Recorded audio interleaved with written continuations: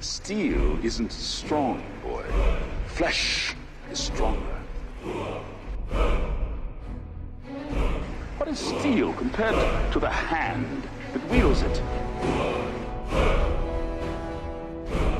Contemplate this on the tree of woe.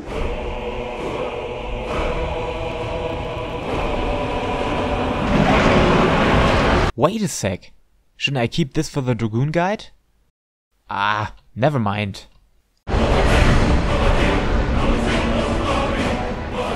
That is strength, boy. That is power. The strength and power of flesh.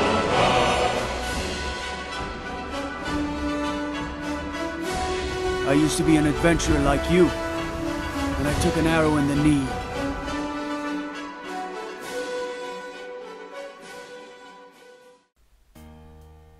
Hey guys! Like always, we will begin with the best in slots and stat weights for the warrior. Unlike the Dark Knight and Paladin, the warrior heavily depends on a high crit rating and stacks with it more than the other tanks do. This is due to your bursting phase, from which most of your damage comes from, and that guarantees all of your attacks to be a critical direct hit. To avoid misconceptions, your critical rating also boosts your critical hit damage, which means boosting this value directly boosting every single hit inside of your bursting window, while also providing you benefits during your normal rotation. Above that, the warrior has an increased crit rating through his deliverance stance by 10% at his full value. A short example with my crit rating of 2.7k. You are somewhere at 26% of crit chance and a critical damage of 160%. According to calculators on the internet. And the crit chance can be boosted by your Beast Gorge points to a sweet 37% that drives you nearer and nearer to the magical 40, that you can reach easily with the help of a bard or battle litany. So keep in mind to watch out for crit as best as you can. The second one needs some further explanation. You should take determination above direct hit, because direct hit don't boost your bursting phase by any means. Because you will have guaranteed direct hits anyway. Even if the chance you are increasing is a bit higher than the one from critical rating, it has no damage modifier in it, and you are pulling most DPS out of your bursting window. So you should keep direct hit low and determination at a decent rate, because it is no progressive value like crit and boosted the more you have, but it plays well together with your overall damage output. With skill speed, I have another opinion like most people have. The rule of thumb is to reach a 2.35 cooldown with your abilities to line up everything for cooldown phase and beast gauge generating and not wasting precious resources while doing so. As you can see in my warrior rotation, it does not work out perfectly with my low skill speed. But now I'm trying to defend my point. The overall damage to compensate this is provided by the more heavy weight on determination or tenacity, or what else you're receiving for sacrificing skill speed. But caution here. One thing you have to always pay attention to, that you at least are able to execute 5 fell cleaves during your burst phase. And with skill speed below 900, it can be really close sometimes. So always keep that in mind. Many points to think about. Sorry guys. But one thing. Crit may be more important for the warrior than for the other tanks. But as always, don't sacrifice too many item levels, because strength and especially weapon damage is your #1 damage multiplier at all. For actual pieces of patch 4.5 gear, please wait or look up my guide for the best in slot gear for casuals, depending on the moment you're watching that video. For Savage Raiders, guys, you know what you want to get, don't you? And now to the mechanics of the warrior, with my usual disclaimer. I'm a casual player with experience only from duty roulettes and my own experimentation with the jobs. If you want to carve out the last sparkle of expertise, I advise you to look up a written guide for the warrior, or ask for recommendations from your free company mates. My guide only stands as a foundation to start with and to perform at a solid level. But enough talk, let us start. The first thing to mention are the 2 rotations the warrior has for his disposal, both initiated by Heavy Swing. One is the damage and also damage boost rotation with Maim, followed by either Storm's Eye or Storm's Path. Maim will decrease the target's slashing resistance and serves you and other slashing jobs as a damage boost to that target by approximately 10%. From there you can choose to do 2 follow-up abilities, and you should always start with Storm's Eye, because it will give an additional damage boost of raw 10% to all the damage you will be dealing. So in any case you should use this ability as soon as possible and keep up that 30-second buff at any case. The second one is Storm's Path, that heals you for 50% of its damage and grants you 20 gauge points, which is the double amount than other skills are providing, so let's keep that in mind. The Enmity combo, which is your second one, consists of Skull's Thunder and Butcher's Hook, both dealing solid damage and providing you 10 gauge points. To shorten things, only use this combo when you need to build up your enmity in emergency situations, or if you stood in Deliverance stance, which is your DPS stance, over a long period and want to keep the boss's attention. Another situation to use this combo is if you have your Storm's Eye running above 20 remaining seconds and are filled with 80 points on your beast gauge. Then you can choose the Enmity combo because it has a tiny potency advantage over the other combo, but that only is the fact when you would generate 10 gauge points with your next Storm's Path due to having your gauge already nearly filled. In addition to your rotations, you have 2 other active abilities that don't demand any of your beast gauge points. The first, a nice toss puller, Tomahawk, that works like every other toss puller and is great for fetching together packs of foes inside of dungeons, due to his increased enmity generation and range. The second, Overpower, is a frontal cone cleave attack that also has an increased enmity generation and hits with solid damage to enemies in front of you. Use this combined with Tomahawk to pull foes together and secure enmity on them, with using it at least one time on every target. Above that, you can also deal some decent AoE damage with it, when you are not weakened by the penalties of your tank stance Defiance. And with this reconciliation, let us talk about stances and the beast gauge, of course. First of all, unlike the Dark Knight and Paladin, in dungeons and boss tanking occasions, I advise you to work with both stances. Yes, you have heard it right. Stance swapping is a fantastic way of dealing with enmity problems, while also keeping up the damage. Let us start with Defiance, your tanking stance, that decreases your damage output by 20%, while increasing your enmity generation, your HP maximum by 25%, and the heal you receive by 20%. Yes, you don't have additional damage mitigation here, but don't worry, you will be fine. Above that, the filling of the beast gauge increases your parry rate up to 10%. The best thing about this, and the reason why Defiance is a valid option even for DPS maniacs, is the spell Unchained, that nullifies the damage penalty of Defiance for 20 seconds. That means, for main tanking and dungeon reasons, you can pull with increased enmity while being able to directly make use of your damage boosts Maim and Storm's Eye, that otherwise would be delayed because you won't keep the enemy's attention without your enmity combo while being in Deliverance. And that's the word, Deliverance, which is your damage stance providing 5% increased damage and a higher crit chance of up to 10% max according to your beast gauge capacity. This stance should be used when you have built up enmity when tanking or when being declared as the off tank. Otherwise, you have to keep switching to your enmity combo too often, what you want to avoid in the best case. And now to the beast gauge. The beast gauge is filled with every follow-up combo attack after heavy swing by 10 and Storm's Path by 20, and gives you access to a vast selection of abilities. The first is Inner Beast, requiring 50 points to hit a single target heavily while reducing your incoming damage by 20% for the next 6 seconds, and healing you with 50% of its damage. This attack is changed to Felcleave when switching to your Deliverance stance, increasing its potency to 520 while removing all other features. The second is Steel Cyclone, a whirling attack around your character requiring 50 gauge points and healing 40% of its damage. Again, this changes to Decimate under Deliverance, removing the self-heal and increasing its damage to 280 potency. Both of those attacks don't suffer from the damage penalty of Defiance, so you don't need to use Unchained to use them efficiently. An awesome support to these two abilities is Infuriate, which is an off-global ability with 60 seconds of cooldown that grants you 50 gauge points instantly. The best thing with it is that its cooldown is shortened by 5 seconds for every time you use one of the 2 big gauge spenders.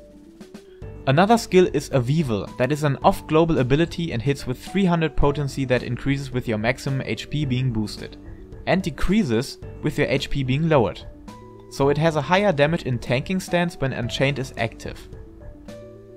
The last spender, that is a gap closer, and lets your character charge to your target with the cost of 20 gauge points, is Onslaught, while having a little potency of 100. So keep its use at a low frequency for damaging reasons, except you are in Inner Release or quickly need gauge points to be spent. And yes, Inner Release is the keyword that you have to work with and around. Inner Release is the skill kicking off your cooldown phase, because it makes every gauge point spender free of its cost, while also turning every hit into a critical direct hit like I mentioned before, including auto attacks. And here's where the music is playing. Due to the short duration period of 10 seconds, you have to squeeze out its benefits as best as you can. Therefore, always make sure that you only hit the button then when your next spender, that is depending on your global cooldown, is never delayed from it. Which means you have to wait a small blink of an eye after the use of a weapon skill that triggers that global cooldown. Besides, make sure to have your off-global skills Avival and Onslaught ready to weave them in, without spending their gauge costs of course. Another cooldown worth to mention in this section is Thrill of Battle, that increases your maximum HP by 20%, which also boosts your Avival damage, therefore also making offensive use of it. And yeah, before turning over to defensive abilities and main tank mechanics, let us take a break to theory with a closer look to our DPS opener in detail. We start with Heavy Swing and Infuriate, that we want to kick off early to have its cooldown reset throughout the burst phase. Then our goal is to get the damage buff from Storm's Eye as soon as possible and throwing in a potion after that, if you can afford it. Then we start our first Fell Cleave into the Trick Attack window, wait for the global cooldown and use Inner Release on the optimal rate supported 5th global cooldown. Then we begin spamming Fell Cleaves while using our off-global spenders Avival and Onslaught directly after the first Fell Cleave, to have them inside the Trick Attack window as well. In boss fights you should always make sure that your enemy doesn't interrupt you on this, because otherwise it would be a massive damage loss. After the last Fell Cleave inside of Inner Release, we push in our rotation with Storm's Path to get 2 additional Fell Cleaves inside the potion window with the help of Infuriate. This is followed by reapplying your Storm's Eye and the accumulation of our Beast Gauge with the help of Storm's Path, keep up your Storm's Eye's buff and use Avival at high Beast Gauge percentages. But always make sure that you are able to use it in the next Inner Release window again. And that's the way until your next Inner Release window, so keep in mind to plan all of your actions to patronize your Inner Release phase.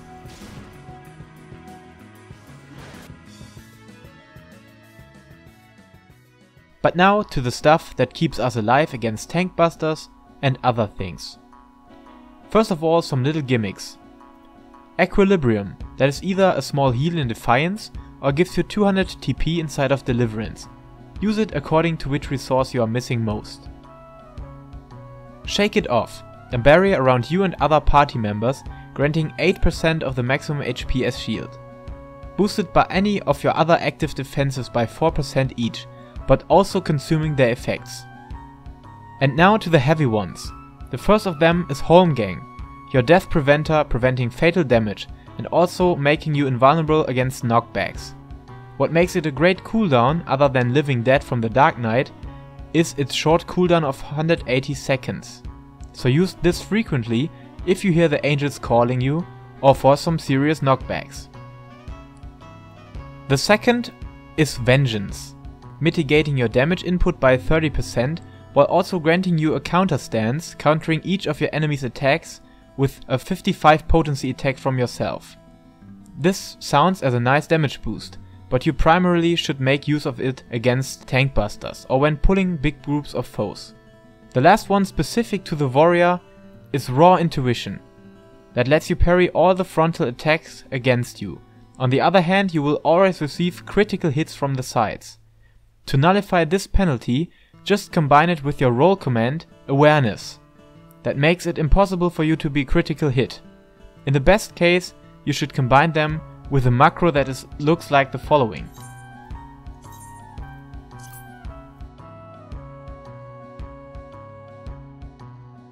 One thing to a specific role command, because I have rarely seen any random tanks make use of it, namely Shirk.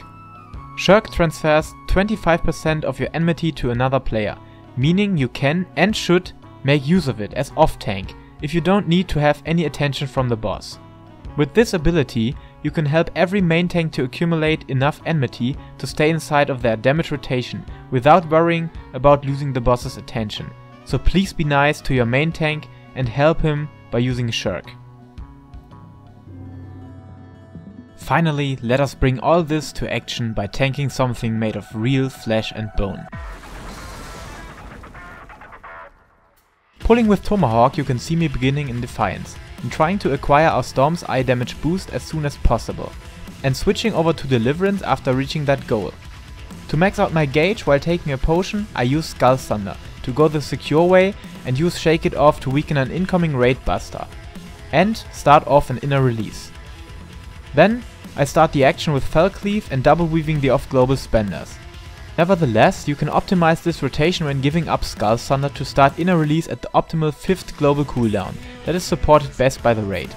I will put the link for the rotation into the description, of course. Anyways, thanks to my group and delaying inner release only by 1 global cooldown, I can manage to reach AK DPS into the boss's phase transition. In dungeons, try to pull big groups of foes that are standing close to each other with overpower, and if you secured enmity, walk further. Then when having foes with some distance between them, try to address every single target with at least one attack. This should guarantee their attention when in Defiance, in the best case while utilizing some defensives and also maintaining the Storm's Eye buff to continue with your DPS through overpower and maybe steal Cyclone. Then you can kick off Unchained after you receive the Storm's Eye and concentrate on hitbox dancing with your enemies to dodge their AoEs while also hitting every target with your overpower. Nevertheless, when you see inner release nearly finishing its cooldown, look at your enemies, switch over to Deliverance to finally end their existence in a bloody carnage.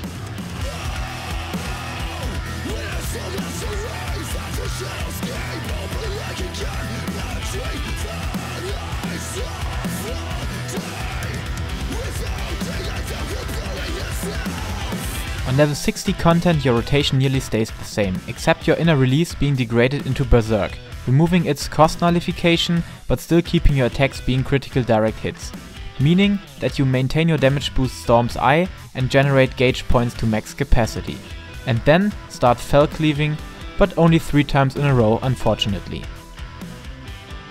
In level 50 content it's a real mess. Just stay in Defiance, because you don't have Deliverance, that means you have no real DPS abilities. So try to deal damage through the Defiance versions of them and take advantage of Unchained to nullify the penalty.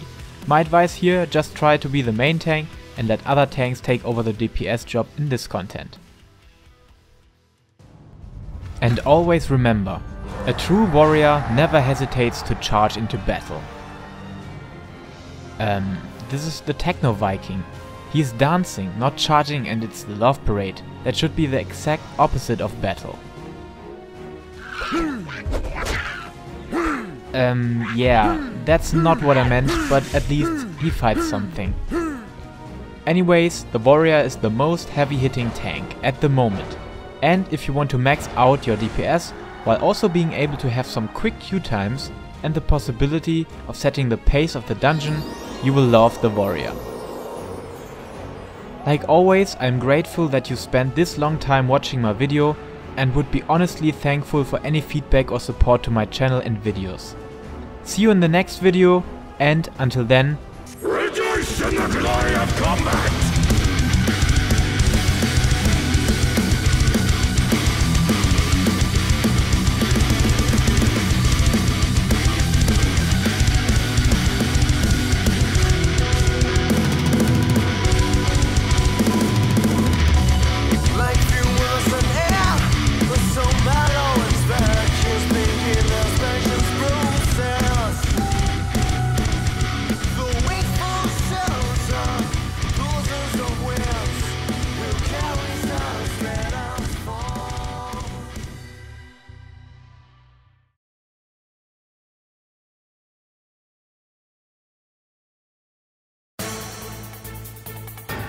Hey, it's Snake. Are you there? My first-person view mode isn't working right. Snake! You can't be in every of my videos. Let's settle this once and for all. Warriors' spirits are forged below the never-ending skies. No, Snake. This time I will choose the setting.